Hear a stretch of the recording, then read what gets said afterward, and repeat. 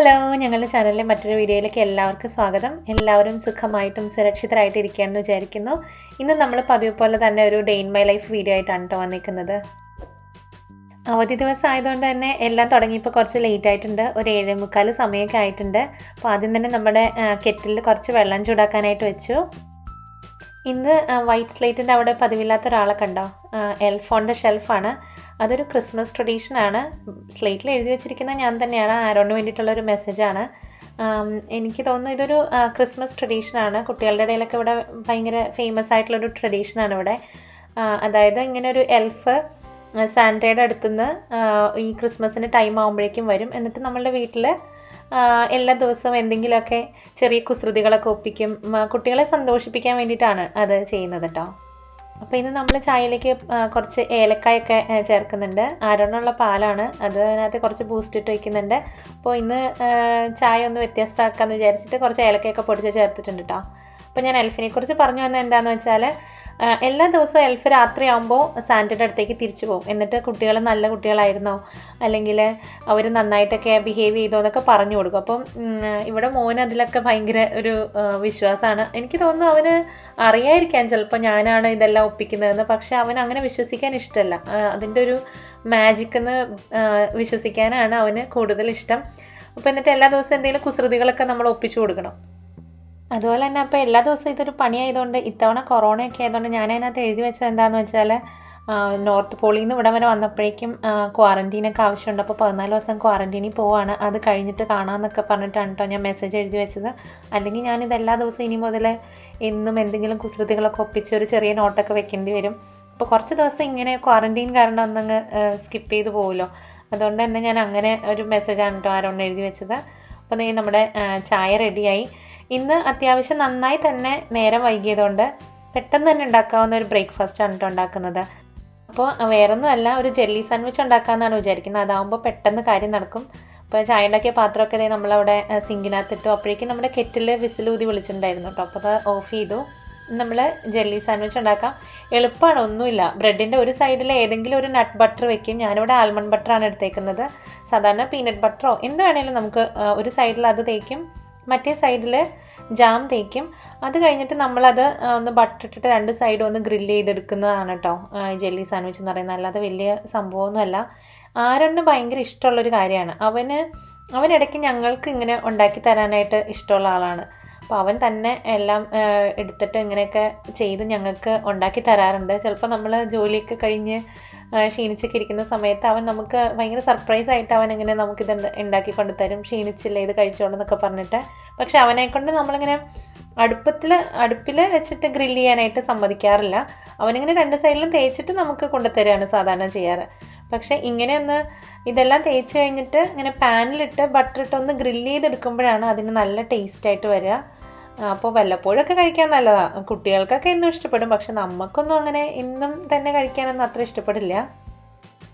അവധി ദിവസങ്ങളിൽ ഞങ്ങളുടെ സമയം എങ്ങനെയാണ് പോകാമെന്ന് വെച്ചാൽ, ഞങ്ങൾ ബ്രേക്ക്ഫാസ്റ്റ് കഴിച്ച് കഴിഞ്ഞിട്ട് 2 വീട്ടിലേക്കും മണിക്കൂറുകളോളം വീഡിയോ കോൾ ചെയ്യും. അപ്പോൾ ഒരു അവധി ദിവസം ഞങ്ങൾ മിക്കവാറും ഉച്ചവരെ വീഡിയോ കോളൊക്കെ തന്നെ ആയിരിക്കും. എല്ലാ ദിവസവും നമ്മൾ വിളിക്കുമെങ്കിലും നമുക്കിങ്ങനെ ഒത്തിരി നേരം കണ്ട് സംസാരിക്കാനൊന്നും പറ്റിക്കൊള്ളണമെന്നില്ലല്ലോ. അപ്പോൾ നമ്മൾ മിക്കവാറും ഇങ്ങനെ ഒരുപാട് നേരം വിളിക്കുക അങ്ങനെ അവധിയുള്ള ദിവസങ്ങളിലായിരിക്കും. അപ്പോൾ ബ്രേക്ക്ഫാസ്റ്റ് കഴിഞ്ഞ് കഴിഞ്ഞിട്ട് ഞങ്ങൾ കുറേ സമയം അങ്ങനെ വിളിച്ചൊക്കെ കഴിഞ്ഞിട്ട് പതുക്കെയാണ് ലഞ്ചൊക്കെ ഉണ്ടാക്കുക. അതുകൊണ്ട് തന്നെ അങ്ങനെ എന്താ പറയുക, ഒത്തിരി കട്ടിയായിട്ടൊക്കെ ഉണ്ടാക്കുന്ന സമയങ്ങൾ കുറവായിരിക്കും. അപ്പോൾ പെട്ടെന്ന് തന്നെ ഉണ്ടാക്കാവുന്ന ബ്രേക്ക്ഫാസ്റ്റ് ഉണ്ടാക്കിയിട്ട് വീട്ടിൽ വിളിക്കാമല്ലോ എന്ന് വിചാരിക്കുക മിക്കപ്പോഴും ചെയ്യുക. അപ്പോൾ ബ്രേക്ക്ഫാസ്റ്റ് ഉണ്ടാക്കി കഴിഞ്ഞ് പാത്രങ്ങളൊക്കെ ഒന്നങ്ങ് കഴുകി വെക്കാം. കഴുകി വെച്ച് കഴിഞ്ഞിട്ട് നമ്മൾ വീട്ടിലൊക്കെ വിളിച്ച് സംസാരിച്ചൊക്കെ കഴിഞ്ഞിട്ടാണ് കേട്ടോ നമ്മൾ ലഞ്ചിൻ്റെ പരിപാടികളൊക്കെ തുടങ്ങുക. മിക്കവാറും video call group video call ആവാറുണ്ട്. നാത്തൂന്മാരും എന്താ പറയുക അളിയന്മാരും ഒക്കെ കൂടിയിട്ട് അങ്ങനെ ഗ്രൂപ്പ് വീഡിയോ കോളൊക്കെ കഴിഞ്ഞിട്ട് ആയിരിക്കും മിക്കവാറും നമ്മുടെ എന്താ പറയുക ലഞ്ചിൻ്റെ കാര്യങ്ങളൊക്കെ തുടങ്ങുക. അപ്പോൾ നമ്മുടെ പാത്രമൊക്കെ ഞാൻ നന്നായിട്ട് വേഗം തന്നെ ഞാൻ കഴുകി വെച്ചു. അതുപോലെ നിന്ന് ഉച്ചത്തേക്ക് നമ്മൾ പ്ലാൻ ചെയ്യുന്നത് ചിക്കൻ വറുത്തരച്ചിട്ട് വെക്കാനും അതുപോലെ തന്നെ കള്ളപ്പം ചുടാനുമാണ്. അപ്പോൾ അത് ചിക്കൻ നന്നായിട്ട് കഴുകി വെള്ളമൊക്കെ വറുത്ത് വെച്ചിട്ടുണ്ട്. അതിലേക്ക് വേണ്ട കുറച്ച് സാധനങ്ങളൊക്കെ ഒന്ന് അരിഞ്ഞെടുക്കുകയാണ്. അപ്പോഴേക്കും വീഡിയോ കോളൊക്കെ കഴിഞ്ഞിട്ടുണ്ടായിരുന്നു കേട്ടോ. ഞാൻ അതൊന്നും വീഡിയോയിൽ കാണിച്ചിട്ടില്ല. അതെല്ലാം കഴിഞ്ഞിട്ട് പെട്ടെന്ന് തന്നെ സാധനങ്ങളെല്ലാം ഒന്ന് അടുപ്പിച്ചിട്ട് നമുക്കത് കറി ഉണ്ടാക്കാനായിട്ട് തുടങ്ങാമെന്ന് വിചാരിച്ചു. എളുപ്പത്തിൽ ഉണ്ടാക്കാൻ പറ്റുന്ന ഒരു ചിക്കൻ വറുത്തരച്ച കറിയാണ് ഉണ്ടാക്കുന്നത്. അപ്പോൾ അതിൻ്റെ റെസിപ്പി ആയിട്ടൊന്നും ഞാൻ കാണിക്കുന്നില്ല, പക്ഷെ ഞാൻ എന്തൊക്കെയാണ് സ്റ്റെപ്പ് ചെയ്യുന്നതെന്ന് ഞാൻ പറഞ്ഞുതരാം കേട്ടോ. ഇതിനു മുമ്പ് അങ്ങനെ അത് വീഡിയോ ഇട്ടിട്ടില്ല. അപ്പോൾ ആദ്യം തന്നെ ഇതെല്ലാം ഒന്ന് കഴുകിയെടുത്തിട്ട് നമ്മൾ അരിഞ്ഞെടുക്കുകയാണ്. അതെല്ലാം അരിഞ്ഞ് റെഡിയാക്കി വെച്ചിട്ട് നമുക്ക് കറി ഉണ്ടാക്കാനായിട്ട് തുടങ്ങാം. അപ്പോഴേക്കും ഞാൻ അപ്പത്തിൻ്റെ മാവ് പുളിക്കാനായിട്ട് വെച്ചിട്ടുണ്ടായിരുന്നത് പുളിച്ചൊക്കെ വന്നിട്ടുണ്ട്. അപ്പോൾ ഒരുപാട് പേര് കള്ളപ്പത്തിൻ്റെ റെസിപ്പി ചോദിച്ചിട്ടുണ്ടായിരുന്നു. അപ്പോൾ ഞാൻ തലേദിവസം അരയ്ക്കുന്നതൊന്നും ഞാൻ അങ്ങനെ കാണിച്ചിട്ടില്ല, പക്ഷെ ഞാനത് കാണിക്കുമ്പോൾ ഞാൻ നിങ്ങളോട് അതിനെക്കുറിച്ച് പറഞ്ഞു തരാം കേട്ടോ. അപ്പോൾ നമ്മുടെ കറിയിലേക്ക് വേണ്ട സാധനങ്ങളെല്ലാം അരിഞ്ഞു വെച്ചു. തക്കാളി അരിഞ്ഞു വെച്ചിട്ടുണ്ട്, ഇഞ്ചിയും വെളുത്തുള്ളിയും സവാളയും കറിവേപ്പിലും എല്ലാം എടുത്ത് വെച്ചിട്ടുണ്ട്. പുറത്ത് നല്ല മഴയുള്ളൊരു ദിവസമാണിത്, അതുകൊണ്ട് തന്നെ ഞങ്ങൾ ഇന്ന് പുറത്തൊന്നും പോയില്ല. മെയിനായിട്ട് കുക്കിംഗ് തന്നെയാണ് കേട്ടോ ഈ വീഡിയോയ്ക്കകത്ത് കാണിക്കുന്നതും. ഞങ്ങളങ്ങനെ പുറത്തൊന്നും പോയില്ല. അപ്പോൾ ഒരു പാൻ വെച്ചിട്ട് നമുക്ക് ആദ്യം തേങ്ങ വറുത്തെടുക്കാം. അപ്പോൾ അതിന് വേണ്ടിയിട്ട് ഹോൾ സ്പൈസസ് ആണ് ആദ്യം ഇട്ടേക്കുന്നത്. കുറച്ച് ഗ്രാമ്പൂ, ഏലക്ക, പട്ടയില ഇട്ട ശേഷം നമ്മൾ കുറച്ച് തേങ്ങ ഇട്ടിട്ട് ഒന്ന് വറുത്തെടുക്കുകയാണ്. സാധാരണ ഇവിടെ ഇങ്ങനെ ചിരണ്ടിയ തേങ്ങ ഫ്രോസൺ ആയിട്ട് വാങ്ങാൻ കിട്ടും, അതാണ് കേട്ടോ ഇപ്പം ഞാൻ എടുത്തേക്കുന്നത്. ശരിക്കും പറഞ്ഞാൽ ആ തേങ്ങ മിക്സിയിലിട്ടൊന്ന് ഒന്ന് പൾസ് ചെയ്തിട്ട് എടുത്തായിരുന്നു എല്ലാം ഒരേപോലെ കിട്ടിയേനെ. ഞാൻ എപ്പോഴും അത് ചേർക്കുന്നതിന് മുമ്പ് ചെയ്യാനായിട്ട് മറന്നു പോകുന്നൊരു കാര്യമാണ്. അപ്പോൾ അതിനകത്തേക്ക് ഞാൻ ഒരു ചെറിയ ഉള്ളിയും ഒരു വെളുത്തുള്ളിയും അരിഞ്ഞെടുത്ത് ചേർത്തിട്ടുണ്ട്, കുറച്ച് കറിവേപ്പിലയും ചേർത്തിട്ടുണ്ട്. അപ്പോൾ ഇതൊക്കെ ചേർക്കുമ്പോൾ നമുക്കൊരു നല്ല ഫ്ലേവർ ഉണ്ടാവും കറിക്ക്. അപ്പോൾ ഞാൻ പറഞ്ഞ പോലെ അതൊന്ന് മിക്സിയിലിട്ടൊന്ന് പൾസ് ചെയ്തിരുന്നെങ്കിൽ പെട്ടെന്ന് തന്നെ ഒരേപോലെ കളറ് മാറി വന്നേനെ. ഇതിപ്പോൾ ചിലത് വെളുത്ത് തന്നെ ഇപ്പോഴും കിടക്കുന്നത്. അപ്പോൾ അതൊന്ന് നന്നായിട്ട് മൂത്ത് വന്നപ്പോൾ നമ്മൾ അതിനകത്തേക്ക് മുളക് പൊടിയും മല്ലിപ്പൊടിയും കുറച്ച് മാത്രം മഞ്ഞൾപ്പൊടിയും ചേർത്ത് കൊടുക്കുന്നുണ്ട്. അപ്പോൾ മഞ്ഞൾപ്പൊടി ചേർക്കുമ്പോൾ ഞാൻ എപ്പോഴും ഇങ്ങനെയുള്ള കറികൾക്ക് വളരെ കുറച്ച് മാത്രമേ ചേർക്കുകയുള്ളൂ. അപ്പോൾ നമ്മുടെ കറിക്ക് നല്ല ഒരു ഡാർക്ക് കളറ് കിട്ടണമെങ്കിൽ മഞ്ഞൾപ്പൊടി കുറവായിരിക്കണം, അല്ലെങ്കിൽ ശരിക്കും പറഞ്ഞാൽ ഒരു മഞ്ഞ കലർന്ന കളറേ കിട്ടുള്ളൂ. കളറിലൊന്നും വലിയ കാര്യമില്ല, എന്തായാലും നമ്മൾ കറി ഉണ്ടാക്കുമ്പോൾ ആദ്യം കാണുന്നതിലാണല്ലോ മനസ്സിൻ്റെ ഒരു സന്തോഷം. അപ്പോൾ നമ്മുടെ തേങ്ങയെല്ലാം നന്നായിട്ട് വറുത്ത് വന്നിട്ടുണ്ട്. ഇനി അത് ആറിക്കഴിഞ്ഞു. അപ്പോൾ നമുക്കൊന്ന് അരച്ചെടുക്കാം. അപ്പോൾ ഇത് ശരിക്കും പറഞ്ഞാൽ അങ്ങനെ മൂത്ത് വിളഞ്ഞ തേങ്ങയായിരുന്നില്ല, അതുകൊണ്ട് തന്നെ ഒരുപാട് എണ്ണ തെളിഞ്ഞു വന്നില്ല. കുറച്ച് കഷ്ടപ്പെട്ട് കുറേ പ്രാവശ്യം അടിച്ചതിന് ശേഷമാണ് എണ്ണ തെളിഞ്ഞു വന്നത്. അതും കുറച്ചേ ഉണ്ടായുള്ളൂ. ശരിക്കും മൂത്ത് വിളഞ്ഞ തേങ്ങയാണെങ്കിൽ ഒട്ടും വെള്ളം ചേർക്കാതെ തന്നെ നല്ലോണം എണ്ണ ഇങ്ങനെ തെളിഞ്ഞ് നല്ലോണം അരിഞ്ഞു വരും. അപ്പോൾ നമ്മൾ ഒരു ചീഞ്ചട്ടി അടുപ്പത്ത് വെച്ച് ആദ്യം വെളിച്ചെണ്ണ ചൂടാക്കി അതിനകത്തേക്ക് ഇഞ്ചിയും വെളുത്തുള്ളിയും കറിവേപ്പിലയും ഇട്ട് വഴറ്റി കഴിഞ്ഞിട്ട് പിന്നെ സവാള ഇട്ട് വഴറ്റുകയാണ്. നിങ്ങളിങ്ങനെ വറുത്തരച്ച ചിക്കൻ കറി ഉണ്ടാക്കാറുണ്ടോ? ഇവിടെ ഞങ്ങൾക്ക് കള്ളപ്പത്തിൻ്റെ ഒപ്പം കഴിക്കാനായിട്ട് വറുത്തരച്ച ചിക്കൻ കറി ഭയങ്കര ഇഷ്ടമാണ്. അപ്പോൾ പണ്ടൊക്കെ നാട്ടിൽ വറുത്തരച്ച ചിക്കൻ കറി വെക്കുന്നത് നാടൻ കോഴിനെയും കൊണ്ടായിരുന്നു. നമ്മുടെ വീട്ടിൽ വളർത്തുന്ന നാടൻ പൂവൻ കോഴിനെയൊക്കെ കൊന്നിട്ടാണ് കേട്ടോ അന്നത്തെ കാലത്തൊക്കെ വറുത്തരച്ച കറികൾ വെക്കുക. പക്ഷേ എന്തൊരു കുഴപ്പമെന്ന് വെച്ചാലേ അത് കഴിക്കാൻ ഭയങ്കര പാടാണ്, നല്ല മുറുക്കമുള്ള ഇറച്ചിയായിരിക്കും. അപ്പോൾ നമുക്ക് അതിൽ നിന്ന് ഒരുപാട് ഇങ്ങനെ ഈ ബ്രോയിലർ കോഴി കഴിക്കും പോലെ ഒരുപാട് ഇറച്ചിയൊന്നും കഴിക്കാനായിട്ട് കിട്ടില്ല. പക്ഷേ എന്നാലും അപാര ടേസ്റ്റായിരുന്നു, അത് ഞാൻ ഇപ്പോഴും ഓർക്കുന്നുണ്ട്. പിന്നെ ഞങ്ങളുടെ നാട്ടിലോട്ട് പിടിക്ക് നല്ലൊരു കോമ്പിനേഷനാണ് വറുത്തരച്ച ചിക്കൻ കറി, നാടൻ കോഴിയുടെ വറുത്തരച്ച ചിക്കൻ കറി. അപ്പോൾ നിങ്ങളങ്ങനെ ഉണ്ടാക്കാറുണ്ടോ? അപ്പോൾ നമ്മുടെ സവാളയെല്ലാം നന്നായിട്ട് ചുവന്ന കളറായി കഴിഞ്ഞപ്പോൾ നമ്മൾ തക്കാളി ചേർത്ത് വഴറ്റുകയാണ്. ഇതിനകത്തേക്ക് പ്രത്യേകിച്ച് ഇപ്പോൾ പൊടികളൊന്നും ഞാൻ ചേർക്കുന്നില്ല. നന്നായി തക്കാളി ഒന്ന് വഴണ്ടി വരുമ്പോൾ നമുക്ക് അതിനകത്തേക്ക് തേങ്ങ അരച്ച് ചേർക്കാം. ഇവിടെ മോന് ഒരുപാട് എരിവ് വേണ്ടാത്തതുകൊണ്ട് തന്നെ ഞാൻ എരിവ് കുറച്ചാണ് ഉണ്ടാക്കുന്നത്. അപ്പോൾ നിങ്ങൾക്ക് ആ വറുത്തരയിലിട്ട പൊടികൾ പോരാൻ തോന്നുകയാണെങ്കിൽ ഇതെല്ലാം വഴറ്റി കഴിയുമ്പോൾ വീണ്ടും പൊടികൾ ചേർക്കാം കേട്ടോ. ഞാൻ അതുപോലെ ചേർത്തിട്ടില്ല. അതെല്ലാം നന്നായിട്ട് തക്കാളിയെല്ലാം നന്നായി വഴണ്ടി വന്നപ്പോൾ നമ്മൾ വറുത്തര ചേർത്തു. വറുത്തര അരച്ച മിക്സിയുടെ ജാറും ഒന്ന് കഴുകി ഒഴിച്ചിട്ടുണ്ട്. അപ്പോൾ ഞാൻ ഇതിനകത്ത് പറയാൻ വിട്ടുപോയൊരു കാര്യം, അതിനകത്ത് പച്ചമുളക് ചേർത്തിട്ടുണ്ടായിരുന്നു കേട്ടോ, അത് ഞാൻ കാണിക്കാനും വിട്ടുപോയി എന്ന് എനിക്ക് തോന്നുന്നു. അപ്പോൾ ഇനി ആ വറുത്തര ഒഴിച്ച് കഴിഞ്ഞ് നന്നായിട്ടൊന്ന് തിളച്ച് വരുമ്പോൾ നമ്മുടെ ചിക്കൻ കഷ്ണങ്ങൾ ഇട്ടിട്ട് അതിനകത്തിട്ട് വേവിക്കുകയാണ് ചെയ്യുന്നത്. അപ്പോൾ ചിക്കനിൽ നിന്നും കുറച്ച് വെള്ളം ഇറങ്ങും, അപ്പോൾ അതിനനുസരിച്ചിട്ടുള്ള വെള്ളം ഒഴിച്ചാൽ മതി. പിന്നെ ഞങ്ങൾക്ക് ഇവിടെ കൂട്ടാനൊക്കെ കുറച്ചിങ്ങനെ കുറുകിയ ചാറോടുകൂടി ഇരിക്കുന്നതാണ് ഇഷ്ടം. ഒരുപാട് വെള്ളം പോലെ വെക്കുന്ന കറികൾ ഇവിടെ കുറവാണ്. ഇച്ചാന് പൊതുവെ എല്ലാത്തിനും ഇങ്ങനെ കുറുകിയ ചാറോട് കൂടിയിട്ട് ഇരിക്കുന്നതാണ് കേട്ടോ ഇഷ്ടം. അപ്പോൾ ഞാൻ മിക്സിയുടെ ജാറ് ഒന്ന് അപ്പം തന്നെ കഴുകി വെക്കുകയാണ്. അപ്പം തന്നെ കഴുകി വെച്ചില്ലെങ്കിൽ പണികൾ തീരാത്ത പോലെ തോന്നും എനിക്ക്.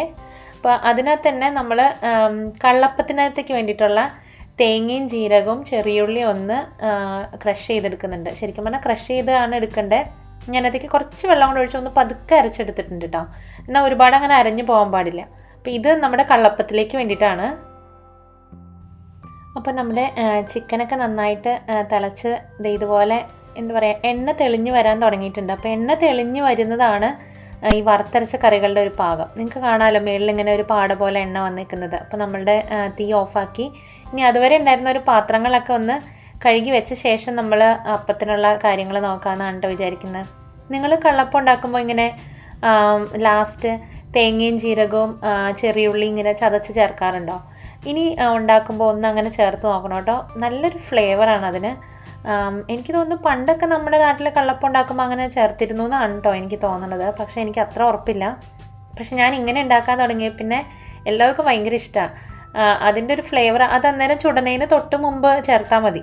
അപ്പോൾ അങ്ങനെയും കൂടെ ചേർത്ത് കഴിയുമ്പോൾ നമ്മുടെ കള്ളപ്പത്തിൻ്റെ ഒരു സൂപ്പർ ടേസ്റ്റ്. അപ്പോൾ നിങ്ങളെല്ലാവരും ഒന്ന് ഉണ്ടാക്കി നോക്കിയിട്ട് എന്നോട് അഭിപ്രായങ്ങൾ പറയണേ. കഴിക്കുന്നതിന് തൊട്ട് മുന്നേ മാത്രം ആ കള്ളപ്പം ചുട്ടങ്ങനെ ചൂടോടുകൂടി കഴിക്കുന്നതാണ് ഇവിടെ ഇഷ്ടം. അപ്പോൾ അതുകൊണ്ട് തന്നെ ഞാൻ ആ സമയത്ത് ചുടാമെന്നാണ് വിചാരിച്ചത്. അപ്പോൾ നമ്മൾ തേങ്ങയും ജീരകം അരച്ചതും ആ സമയത്തേക്ക് മാത്രം ചേർത്താൽ മതി. ഒരുപാട് മുന്നേ ചേർത്ത് വയ്ക്കേണ്ട ആവശ്യമില്ല. അപ്പോൾ പാത്രമെല്ലാം കഴിക്കഴിഞ്ഞിട്ട് നമുക്ക് ചൂടോടുകൂടി അപ്പം ചുടാം. അപ്പോൾ കള്ളുണ്ടാക്കുന്ന വീഡിയോ മുന്നേ ഉള്ള ഒരു ഡേ ഇൻ മൈ ലൈഫിൽ അപ്ലോഡ് ചെയ്തിട്ടുണ്ട്. എനിക്കൊന്ന് പൊതിച്ചോറിൻ്റെ റെസിപ്പിയിൽ കാണിച്ചിട്ടുണ്ടെന്ന് തോന്നുന്നു. തേങ്ങാവെള്ളത്തിലേക്ക് പഞ്ചസാര ഈസ്റ്റ് ഇട്ടിട്ട് ഒരു ഇരുട്ടുള്ള സ്ഥലത്ത് അടച്ചു വെക്കുകയാണ് കേട്ടോ ചെയ്യുന്നത്. അപ്പോൾ അത് പിറ്റേ ദിവസമൊക്കെ ആകുമ്പോഴേക്കും കള്ളായി കിട്ടും. അപ്പോൾ ഞാൻ ആദ്യം പുളിച്ചു വന്ന മാവിലേക്ക് ഉപ്പാണ് ചേർത്തത്. പിന്നെ നമ്മളിപ്പോൾ ജസ്റ്റ് ക്രഷ് ചെയ്തെടുത്തില്ലേ, ആ തേങ്ങയും ജീരകവും ചെറിയുള്ളിയും കൂടെ ഉള്ള കൂട്ടും കൂടെ ചേർത്തിട്ട് നന്നായിട്ട് ഇളക്കിയെടുത്തിട്ടാണ് അപ്പം ചുടുന്നത്.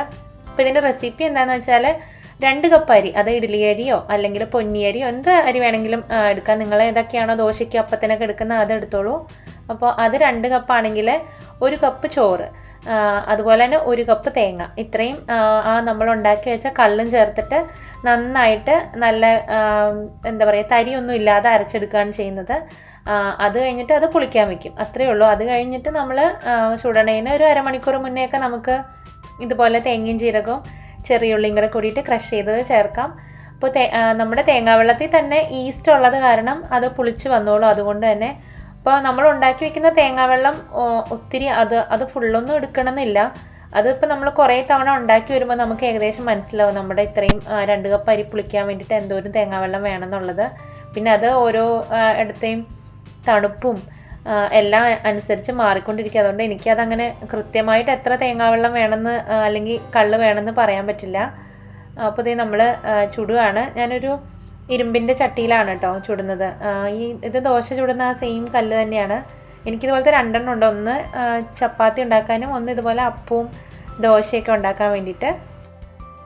അപ്പത്തിന് ഇങ്ങനെ കോരി ഒഴിച്ച് കഴിഞ്ഞിട്ട് കുറച്ച് കുത്തുന്തോളയൊക്കെ വന്നു കഴിഞ്ഞിട്ട് നമ്മൾ മൂടി വെക്കണം, എങ്കിലാണ് അത് നന്നായി വരുള്ളൂ കേട്ടോ. കണ്ടോ, നല്ലോണം തുളയെല്ലാം വന്ന് നല്ല സോഫ്റ്റ് ആയിട്ടുള്ള കള്ളപ്പമാണ്. അപ്പോൾ നിങ്ങൾക്ക് ഇങ്ങനെ തേങ്ങ കടിക്കാൻ ഇഷ്ടമാണെങ്കിൽ നിങ്ങൾക്ക് കുറച്ച് ഒരുപാടൊന്നും ക്രഷ് ചെയ്യാതെ ഇടാം കേട്ടോ. അപ്പോൾ അത് ഞാനവിടെ നല്ലോണം ചിക്കൻ കറിയൊക്കെ കൂട്ടിയിട്ട് അപ്പം കഴിക്കുന്ന സീനാണ് കേട്ടോ. കൊതി വരുന്നുണ്ടോ? നല്ല ടേസ്റ്റ് ഉണ്ടായിരുന്നു. നല്ല സൂപ്പർ കള്ളപ്പവും അതുപോലെ തന്നെ വറുത്തരച്ച ചിക്കൻ കറി നല്ല കോമ്പിനേഷൻ ആയിരുന്നു കേട്ടോ. എല്ലാവർക്കും ഭയങ്കരമായിട്ട് ഇഷ്ടപ്പെട്ടു. ആരോണും ഞങ്ങളും എല്ലാം നന്നായി കഴിച്ചു. ഉച്ചയ്ക്ക് അപ്പവും ചിക്കൻ കറിയൊക്കെ കഴിച്ചു കഴിഞ്ഞ് കുറച്ച് നേരം TV എല്ലാം കണ്ടു. പിന്നീട് വൈകുന്നേരം ചോറുണ്ടാക്കാമെന്ന് വിചാരിച്ചപ്പോഴാണ് മസാല ദോശ കഴിക്കാനായിട്ടൊരു പൂതി തോന്നിയത്. നല്ല മഴയൊക്കെയാണല്ലോ പുറത്ത്.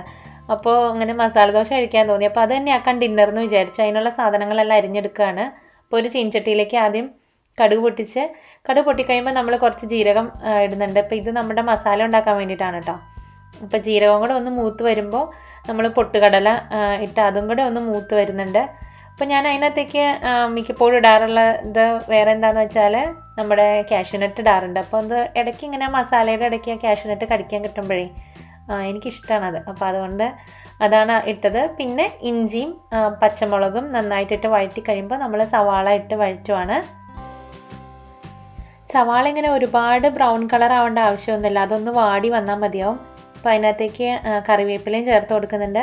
അപ്പോൾ അതുപോലെ തന്നെ നമ്മൾ ഇന്നിവിടെ ഉണ്ടാക്കുന്ന മസാല ദോശയിൽ ഒരു പ്രത്യേകത എന്താണെന്ന് വെച്ചാൽ ഞാനിങ്ങനെ ദോശയുടെ പുറത്ത് കുറച്ച് തേങ്ങയും വറ്റൽമുളകും ഉപ്പും കൂടെ ക്രഷ് ചെയ്തും കൂടി ഇടാറുണ്ട്. അപ്പോൾ നല്ല സ്പൈസി ആയിട്ടുള്ള മസാല ദോശയാണ്. അപ്പോൾ അതിന് വേണ്ടിയിട്ട് ഞാനിവിടെ ഒരു പാൻ വെച്ചിട്ട് അതിനകത്ത് കുറച്ച് എണ്ണ ഒഴിച്ച് കുറച്ച് വറ്റൽമുളക് ഇങ്ങനെ വറുത്തെടുക്കുന്നുണ്ട്. ഇത് നമ്മൾ ചമ്മന്തിക്ക് ഉപയോഗിക്കും. പിന്നെ നമ്മൾ ആ പറഞ്ഞ ക്രഷ് ചെയ്ത മിക്സ്ചറിന് വേണ്ടിയിട്ടുള്ളതും കൂടെ ഉണ്ട് കേട്ടോ. അപ്പോൾ അതിനകത്തേക്ക് ചമ്മന്തിക്കുള്ള ഉള്ളിയാണ്. അപ്പോൾ ഇതിനെല്ലാം ഒരേ പാൻ എടുത്താൽ പിന്നെ 10 പാത്രം കഴുകണ്ടല്ലോ. അതുകൊണ്ട് തന്നെ ഞാൻ അതിനകത്തൊന്ന് വഴറ്റിയെടുക്കുന്നുണ്ട്. അപ്പോൾ നമ്മുടെ വറ്റൽമുളകും ചുവന്നുള്ളിയും കൂടി അവിടെ അപ്പുറത്തെ അടുപ്പിൽ വഴണ്ടി വരുന്നുണ്ട്. അപ്പോൾ ഇവിടെ നമ്മുടെ മസാലയ്ക്കുള്ള ഏകദേശം കൂട്ട് റെഡി ആയിക്കൊണ്ടിരിക്കുകയാണ്. കുറച്ച് മഞ്ഞൾപ്പൊടി ഇടുന്നുണ്ട്, കുറച്ച് കായപ്പൊടി ഇടുന്നുണ്ട്. പച്ചമുളകിൻ്റെ എരിവ് മാത്രമേ ഉള്ളൂ നമ്മുടെ ഉള്ളിൽ വെക്കുന്ന മസാലയ്ക്കകത്ത്, അല്ലാതെ നമ്മൾ മുളക് പൊടിയൊന്നും ഇടുന്നില്ല. അപ്പോൾ അതിൻ്റെ ഇടയ്ക്ക് മറ്റതൊന്നും ഇളക്കി കൊടുക്കുന്നുണ്ട്. നിങ്ങളെല്ലാവരും മസാല ദോശയൊക്കെ ഉള്ള ഉള്ളിൽ വയ്ക്കുന്ന മസാല എങ്ങനെയാണ് ഉണ്ടാക്കാറ്? അപ്പോൾ ഇത് അവിടെ ഉരുളക്കിഴങ്ങ് പുഴുങ്ങി ഉടച്ച് വെച്ചിട്ടുണ്ടായിരുന്നു. അപ്പോൾ അത് നന്നായിട്ടിട്ട് ഇളക്കി കൊടുക്കണം. അപ്പോൾ ഇച്ചിരി ഡ്രൈ ആണ്, അപ്പോൾ അതുകൊണ്ട് തന്നെ ഉപ്പും കുറച്ച് വെള്ളവും കൂടെ ചേർത്തിട്ട് ഒന്ന് കുഴഞ്ഞു വരാനായിട്ടുള്ള വെള്ളം ചേർക്കുന്നുണ്ട്, ഒരുപാട് വെള്ളം ചേർക്കുന്നില്ല. അപ്പോൾ അതും കൂടെ ചേർത്തിട്ട് നന്നായിട്ടൊന്ന് ചൂടായി വരുമ്പോൾ നമുക്കിത് ഓഫ് ചെയ്യാം. അപ്പോൾ നമ്മുടെ മസാല റെഡി ആയിട്ടുണ്ട്. ഇനി നമുക്ക് നമ്മുടെ 2 സൈസ് ചമ്മന്തി എന്ന് പറഞ്ഞാൽ ഒന്ന് കൂടെ കൂട്ടാനുള്ളത്, ഒന്ന് ദോശയുടെ പുറത്ത് തൂവാനുള്ളത് നമുക്ക് ഉണ്ടാക്കിയെടുക്കാം. അപ്പോൾ അതിന് വേണ്ടിയിട്ട് മിക്സിയുടെ ജാറിലേക്ക് ആദ്യം കുറച്ച് തേങ്ങ, അതുപോലെ തന്നെ നമ്മൾ ആ വറുത്ത് വെച്ച വറ്റൽമുളക് മാത്രം, അത് നമ്മുടെ എരിവിനനുസരിച്ചിട്ടാട്ടോ. ഞാനിവിടെ ഇട്ടത് ഇച്ചിരി കുറഞ്ഞു പോയി, കാരണം ആരോണും കൂടെ ഉള്ളതുകൊണ്ട് ഒരുപാട് എരിവ് പറ്റില്ലല്ലോ. അപ്പോൾ അതുകൊണ്ടാണ്. നിങ്ങൾ ഉണ്ടാക്കുമ്പോൾ നല്ല സ്പൈസി ആയിട്ടുള്ള മസാല ദോശയൊക്കെ വേണമെങ്കിൽ കുറച്ച് അധികം മുളക് ഇട്ടാലും നല്ല സ്പൈസി ആയിട്ടുള്ള നല്ല സൂപ്പർ മസാല ദോശയാക്കാം കേട്ടോ. നല്ല ചൂട് ചായയും സ്പൈസി മസാല ദോശയൊക്കെ ഒരു മഴയുള്ള ദിവസം കഴിക്കാൻ വേണ്ടിയിട്ട് എന്ത് രസമാണെന്നോ. അപ്പോൾ നമുക്ക് ഇതിനകത്തേക്ക് വലിയ ജാറിലേക്ക് ഞാൻ ഇടുന്നത് നമ്മുടെ ചമ്മന്തിക്ക് വേണ്ടിയിട്ടാണ്. അപ്പോൾ അതിനകത്തേക്ക് ചെറിയ ഉള്ളിയും വറ്റൽമുളകും പിന്നെ ഒരു ചെറിയ കഷ്ണം ഇഞ്ചി ഇടുന്നുണ്ട്. പിന്നെ നമ്മുടെ തേങ്ങ ഇട്ടിട്ട് ഉപ്പ് ഇട്ടിട്ട് നന്നായിട്ട് അരച്ചെടുക്കുകയാണ് ചെയ്യുന്നത്.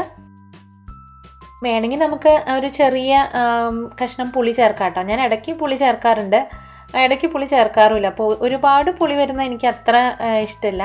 അതുകൊണ്ട് തന്നെ ഞാൻ അങ്ങനെ ഒത്തിരി പുളി ചേർക്കാറില്ല ചമ്മന്തിക്കകത്ത്.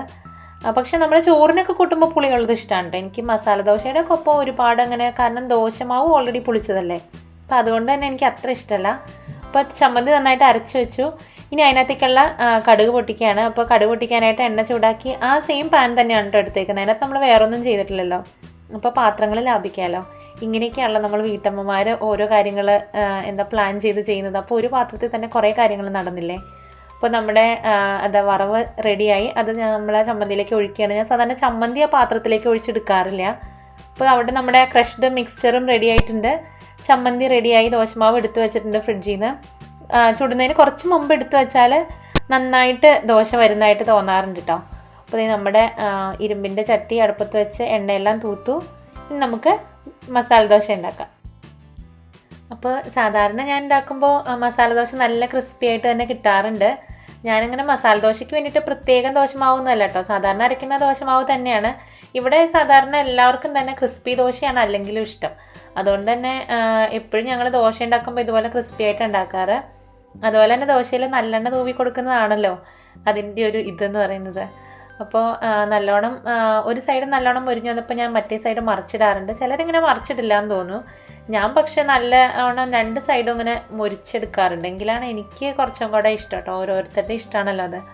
അപ്പോൾ ആ സൈഡ് ഒന്ന് ആയിക്കഴിയുമ്പോൾ വീണ്ടും തിരിച്ചിട്ടിട്ടാണ് നടുക്ക് മസാല വെച്ച് കൊടുക്കുക. അതിന് മുമ്പ് നമ്മൾ ഉണ്ടാക്കി വെച്ചിരിക്കുന്ന മിക്സ്ചറില്ലേ, അത് തൂവി കൊടുക്കണം. ഞാൻ ആദ്യത്തേലൊരു അബദ്ധം കാണിച്ചു, 2 സൈഡിലും തൂവി. ഒരു സൈഡിലും മതി, കാരണം അല്ലെങ്കിൽ നമ്മളിങ്ങനെ മടക്കി എടുക്കുമ്പോൾ നമ്മുടെ പാനിലേക്ക് കുറേ വീഴില്ലേ. അപ്പോൾ അത് ആദ്യത്തേൽ ഞാൻ അത് അബദ്ധം കാണിച്ചു, പക്ഷേ രണ്ടാമത്തേൽ ഞാൻ ശരിയാക്കി കേട്ടോ. അപ്പോൾ നമ്മുടെ അത് തൂവി കൊടുത്ത ശേഷം നമ്മുടെ മസാല വെച്ചു, എന്നിട്ട് നന്നായിട്ട് മടക്കി എടുക്കുകയാണ് ചെയ്യുന്നത്. വേറെ ഒന്നുമില്ല, എല്ലാവർക്കും അറിയാമല്ലോ മസാല ദോശയൊക്കെ ഉണ്ടാക്കാനായിട്ട്. പിന്നെ ഇവിടെ ഞാൻ സാമ്പാറൊന്നും ഉണ്ടാക്കിയില്ല. ചമ്മന്തി ഉള്ളിലുള്ള മസാലയും കഴിക്കുമ്പോൾ തന്നെ നമുക്ക് വയറ് നിറയും. അപ്പോൾ സാമ്പാറിൻ്റെ ആവശ്യം ഇവിടെ അങ്ങനെ ഉണ്ടാവാറില്ല. എന്നാൽ ചില ദിവസങ്ങളിലൊക്കെ ഉണ്ടാക്കാറുണ്ട് കേട്ടോ. പക്ഷേ ഇന്ന് ഞാൻ അങ്ങനെ സാമ്പാറൊന്നും ഉണ്ടാക്കിയില്ല. അപ്പോൾ ചായ ഞങ്ങൾ കുടിച്ചത് വൈകിയാണ്. അപ്പോൾ അതുകൊണ്ട് തന്നെ ഡിന്നറും അതുതന്നെയായി, വേറെ പ്രത്യേകിച്ചൊന്നും കഴിച്ചില്ല. അപ്പോൾ ഇതൊക്കെ തന്നെയാണ് ഇന്ന് കാണിക്കാനുള്ളത് കേട്ടോ. നിങ്ങൾക്ക് കൂടുതലും ഞങ്ങളുടെ വീഡിയോസ് ഇങ്ങനെ കാണാനാണ് ഇഷ്ടമെന്ന് പറഞ്ഞുകൊണ്ടാണ് ഞങ്ങൾ ഡേ ഇൻ മൈ ലൈഫിൽ കുക്കിംഗ് കൂടുതൽ ഉൾപ്പെടുത്തി കാണിക്കാൻ തുടങ്ങിയത്. നമ്മളുടെ ചാനൽ കാണുന്നവർക്കും കൂടുതൽ താല്പര്യം ഇതാണെന്ന് പറയാറുണ്ട്. അപ്പോൾ പതിവ് പോലെ തന്നെ നിങ്ങൾക്ക് ഞങ്ങളുടെ വീഡിയോസൊക്കെ ഇഷ്ടമാവുന്നുണ്ടെന്ന് വിചാരിക്കുന്നു. ഇഷ്ടമാവുകയാണെങ്കിൽ ഷെയർ ചെയ്യാനും ലൈക്ക് ചെയ്യാനും, ഇതുവരെ സബ്സ്ക്രൈബ് ചെയ്യാത്തവരെ സബ്സ്ക്രൈബ് ചെയ്യാനും കൂടെ ഓർക്കണം കേട്ടോ. കൂടെ കാണുന്ന ബെല്ലൈക്കണും കൂടെ പ്രസ് ചെയ്തിട്ടുണ്ടെങ്കിൽ ഞങ്ങൾ എപ്പോൾ വീഡിയോ ഇട്ടാലും നിങ്ങൾക്ക് നോട്ടിഫിക്കേഷൻ കിട്ടും.